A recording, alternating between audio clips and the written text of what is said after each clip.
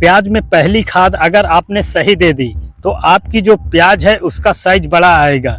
और वहीं पे आपने गलती कर दी, आपने सही खाद नहीं दिया, सही समय पे नहीं दिया, तो आपकी जो प्याज की गांठ होगी वो छोटी रह जाएगी। तो इसलिए बहुत ही ज़रूरी होता है कि प्याज में पहली खाद सही समय पे और सही खाद दिया जाना चाहिए। तो हेलो दोस्तों, नमस्कार। मैं मनोज मौर्य आपका स्वागत करता हूं अपने यूट्यूब चैनल आलापुर फार्मिंग पर। दोस्तों, आज मैं इस वीडियो में आपको बताने वाला हूं प्याज में पहली खाद कब और कैसे देनी चाहिए और क्या देनी चाहिए, इसके बारे में आज आपको पूरी जानकारी दी जाएगी।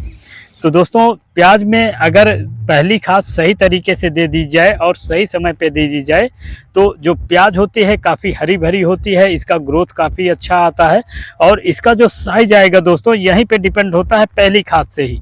अगर सही तरीके से दी गई है तो पहली खाद से ही हमारी जो प्याज का साइज होता है ये बड़ा आता है, और गलती हम अगर कर जाते हैं तो हमारी जो साइज होती है यहीं पे छोटी हो जाती है। तो इसलिए आपको गलती बिल्कुल भी नहीं करनी है, पहली खाद बहुत ही सटीक आपको देनी है।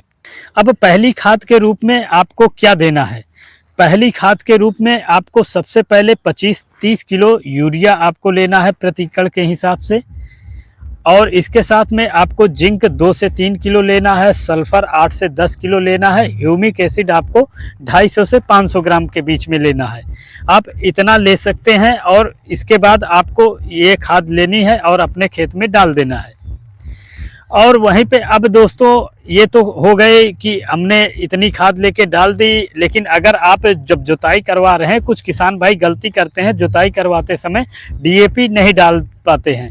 अब डीएपी अगर आप ले रहे हैं तो डीएपी लेते समय आपको मात्रा क्या रखनी है? डीएपी आपको 15 से 20 किलो रखना है और यूरिया की मात्रा जो लेनी है 20 से 25 किलो कर देनी है, क्योंकि डीएपी दे रहे हैं तो डीएपी में भी यूरिया की मात्रा होती है, इसलिए आपको यहाँ पे यूरिया कम कर देना है।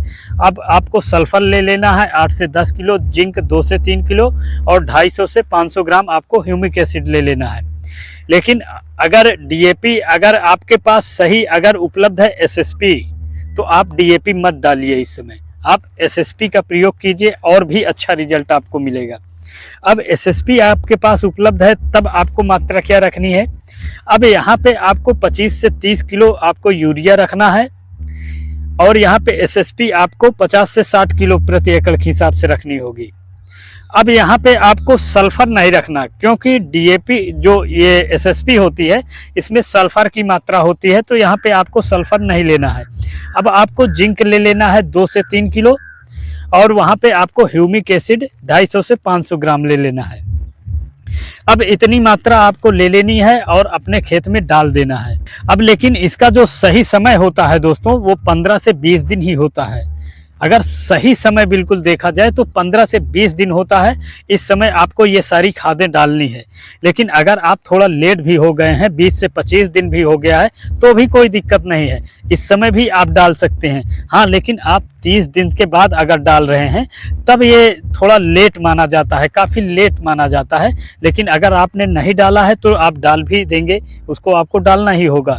लेकिन अगर आप 15 से 20 दिन पे डालते हैं तो बहुत अच्छा है, और 25 से 30 दिन पे डालते हैं तो भी अच्छा है। 30 दिन से ज़्यादा आप लेट मत होइए, तब आपको बेहतर रिजल्ट देखने को मिलेगा। तो ये सारी खादें आपको ले लेना है। अब तरीका क्या है, इस खाद को कैसे डालना चाहिए? अब इन खादों को सबको मिक्स कर लेना है और अपने ये प्याज में डाल देना है, बिखेर देना है। और इसके बाद आपको गुड़ाई ज़रूर करवानी है, इसमें खुरपी की सहायता से गुड़ाई करवा दीजिए। गुड़ाई करवा देंगे तो आपकी जो ये खाद है ये और भी बेहतरीन काम करेगी।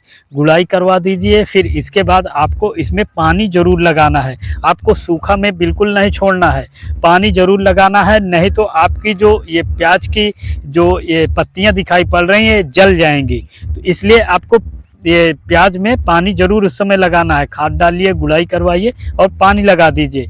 फिर आप देखेंगे कि आपकी जो प्याज है इसका बेहतरीन कलर आएगा, ये बिल्कुल हरा भरा हो जाएगा और इसकी जो ये पत्तियां होगी ये काफ़ी चौड़ी और मोटी आपको दिखाई पड़ेंगी। इसका जो ये जड़ के ऊपर आप भाग देखेंगे ये काफ़ी मोटा तना इसका होने लगेगा, काफ़ी अच्छा तना आएगा और काफ़ी हरा भरा आपको फसल दिखाई पड़ेगा। तो ये पहली खाद के रूप में आप इसका इन सभी खादों का प्रयोग जरूर कीजिए, आपको बहुत ही अच्छा रिजल्ट देखने को मिलेगा। और दोस्तों वीडियो अगर पसंद आती है तो आप लोग लाइक करना बिल्कुल भी मत भूलिएगा, ज़्यादा से ज़्यादा किसान भाइयों तक शेयर कीजिएगा और चैनल पे नए हैं तो सब्सक्राइब जरूर कीजिएगा। मिलते हैं अगली वीडियो में, धन्यवाद।